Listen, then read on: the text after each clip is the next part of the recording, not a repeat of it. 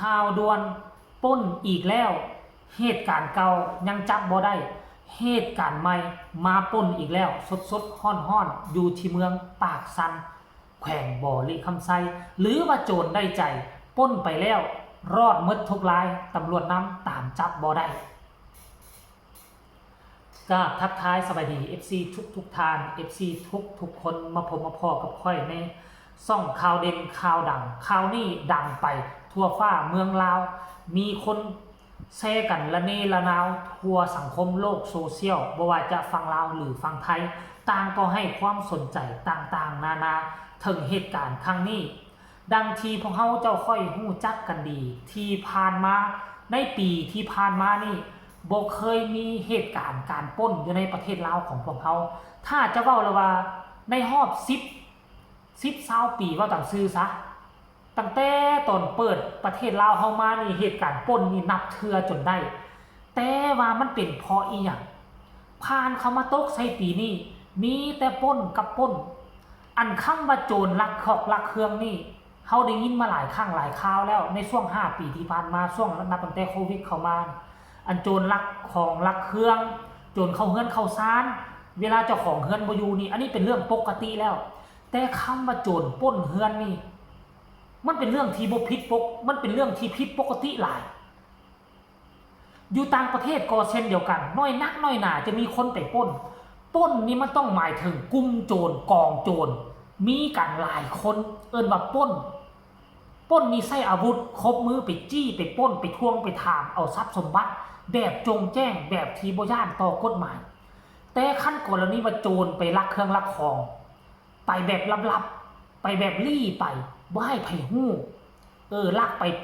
ตัวอย่างคือตอนกลางคืนเป็นลักษณะนี้นะลักไปนะอันนี้คือโจรลักเครื่องแต่ว่าคำว่าปล้นนี่มันยิ่งใหญ่กว่าแล้วเป็นหยังมันจึงเกิดการปล้นกัน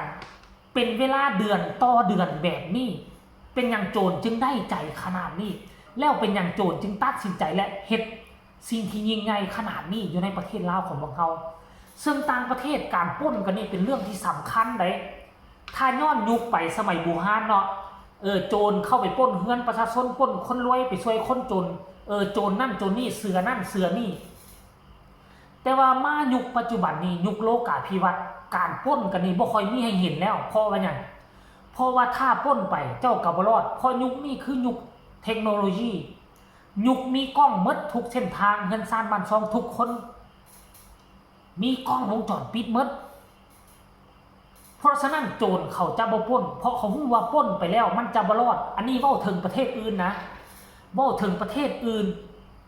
ถ้าปล้นโอกาสรอดเป็นศูนย์แต่เป็นอย่างบ้านเฮาปล้นแล้วปล้นอีกปล้นแล้วปล้นอีกแล้วเป็นอย่างคือมีกลุ่มโจรกลุ่มนี้แล้วมีกลุ่มโจรกลุ่มนั้นมีกลุ่มโจรกลุ่มต่อไปปล้นตื่มว่าเหตุใดโจรจึงกล้าลงมือได้ขนาดนี้เดือนต่อเดือนมันอาจจะมีแบบอย่างหรือบ่หนึ่งมาโจรปล้นกันอยู่ทั้งบ่อแก้วปล้นแล้วกันรอดยังจับบ่ได้เทื่อเนาะคันถ้าจับได้เจ้าหน้าที่ตำรวจเพิ่นก็น่าจะออกข่าวแล้วหรือว่าจังไดแล้วก็มาปล้นอยู่ทั้งเวียงจันทน์ปลอมตัวเป็นตำรวจ1 เดือนผ่านไปก็ไล่วี่แววบ่ได้คำตอบเลยว่าจับได้จับบ่ได้ตอนนี้ที่ตามฮอดใส่แล้วเงียบกิ๊บค่อยคิดว่า1 เดือนนี้เขาคงจะหนีออกนอกประเทศแล้วเพราะปกติโจรนี่คันบ่หนีออกนอกประเทศเขาก็หนีเข้าป่าเข้าเขาต่างประเทศนี่เขามีหมาดมกินนะมีกล้องวงจรปิดนำตามกล้องวงจรปิดนำตามหมาดมกินเกิดเรื่องปุ๊บประชาชนแจ้งไปหาเจ้าหน้าที่ตำรวจเจ้าหน้าที่ตำรวจบ่ต้องเฮ็ดหยังยุ่งยากโทรกิงกลางรถทางออกเมืองทางเข้าเมืองแต่ละบอนมีเจ้าหน้าที่ตำรวจอยู่แล้วบ่แม่นบ่แม่นบ่มันมีเจ้าหน้าที่ตำรวจอยู่แล้วแต่เป็นหยังการไล่จับพวกโจรพวกคนบ่ดีจึงเกิดการล่าซ่าหรือว่าบ้านเฮาเอาแนวนี้บ่คือเห็นตามแต่ละเทื่อน่ะ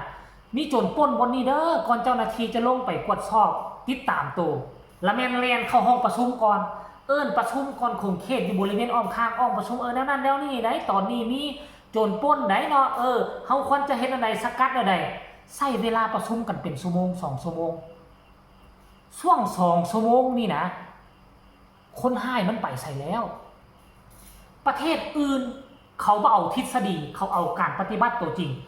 ปล้นปุ๊บในบ้านโทรหากลุ่มก็สิโทรหาโลดเจ้าหน้าที่ตำรวจเขาเจ้ามีเบอร์กันอยู่แล้วโทรหาโลดกลุ่มนั่นกลุ่มนี่ทางออกเมืองนั่นทางออกเมืองนี่ปุ๊บแล้วก็โทรหารายงานทางศูนย์กลางแต่บ้านเฮามันบ่แม่นไดโจรปล้นเฮือนค่อยปุ๊บค่อยแจ้งในบ้าน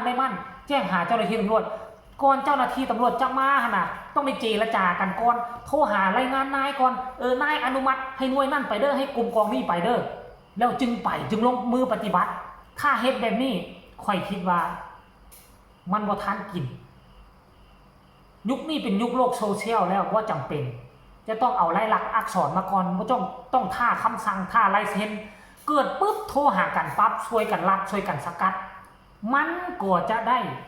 ไว้มันก็จะจับได้ไว้และเหตุการณ์ล่าสุดนี้เกิดขึ้นอยู่ทางปากซันเป็นครั้งแรกในหลายเกือบ100 ปีก็สิว่าบ่ฮึเอาในรอบ20 ปีซะคันว่าโจรลักขโมยน้อยมีแต่การปล้นกันนี่เนาะ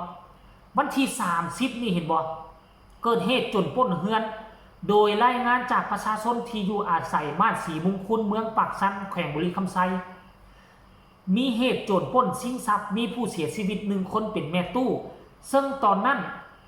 เพิ่นอยู่บ้านคนเดียวเห็นบ่ล่ะอยู่บ้านคนเดียวแล้วเหตุการณ์เกิดขึ้นน่ะเมื่อวานนี้เกิดขึ้น2 เคสนึงอยู่ที่ปากซันนี่คือการปุ้นจี้เอาจนว่าได้สังหารแม่ตู้เสียชีวิตแล้วเหตุการณ์นึงก็คือเหตุการณ์นี้มันประตูไฟฟ้ากับบ่รอดเห็นบ่ในค่ำคืนที่ผ่านมาเวลา 2 โมงของวันที่30เนาะของเดือน6 2025มีโจรชาย2 คนลักเข้าเงินประชาชนอยู่บ้านนาแคเมืองไซธานีนครหลวงเวียงจันทน์ลักเอารถจักร1 คันป้ายตึกนครหลวงเวียงจันทน์เนาะมีคลิปเห็นบ่มีคลิปโอ้ยการที่ใส่ประตูไฟฟ้าบ่หมายความว่าเขาเข้าบ่ได้ดีที่สุดแล้วเอากระแจโซเล็กก็ล็อกตืมอันนี้อย่าสู้ไปมั่นใจประตูไฟฟ้าเขาก็สามารถงัดกลไกมันละยู่ประตูออกได้อันนี้คือเหตุการณ์เกิดขึ้นอยู่ในประเทศลาวของเราบ่มีแต่เฉพาะ2 เคสนี่ยังมีหลายแขวงอีกตืมที่บ่ถึกเอาลงอยู่ในเพจนี่และข้อมูลข่าวสารการปล้นครั้งนี้เอาข้อมูลข่าวสารมาจากไสเพจหลากหลายเพจก็เอาลงโดยเฉพาะคือเพจโทรโคงนี่เพิ่นก็เอาลงเช่นเดียวกันเพราะฉะนั้นแล้วมันเป็นที่สังเกตบ่เดือนแล้วเกิดขึ้น2 เคสนึงก็อยู่ทั้ง3 เคสแล้วเคสนึงอยู่บ่อแก้วเคสนึงอยู่เวียงจันทน์เฮามี2 เคสเกิดขึ้นอยู่เวียงจันทน์เนาะเคสนึงบ่อแก้ว2 เคสอยู่เวียงจันทน์เนาะอยู่เวียงจันทน์2 เคสนี่เคสนึงใส่ชุดตำรวจอีกเคสนึงนี่คือเขาไปปล้นคนจีนเอาเมียลาวแล้วก็เสียชีวิตก็มิดเงียบมาล่าสุดนี่ก็อยู่ทั้งเมืองปากซันแขวงบุรีคำไซก็เสียชีวิตมาเบิ่งดู 3-4 เคสการปล้นนี่มันจะรอดบ่หรือว่าจะมีความมิดเงียบเดี๋ยวเฮามาติดตามพร้อมๆกันคลิปนี้ขอฝากฝังเอาไว้สำหรับฝากทุกคนกดไลค์กดแชร์กดติดตามให้แน่เพื่อบ่พลาดในคลิปต่อไปที่สำคัญอย่ากดข้ามโฆษณาผู้ใดมีคำตำหนิติชมคำคิดคำเห็นต่อเหตุการณ์ดังกล่าวนี้ก็สามารถส่งข่าวมาใต้คอมเมนต์ได้พบกันใหม่ในคลิปหน้าสำหรับคลิปนี้สบายดี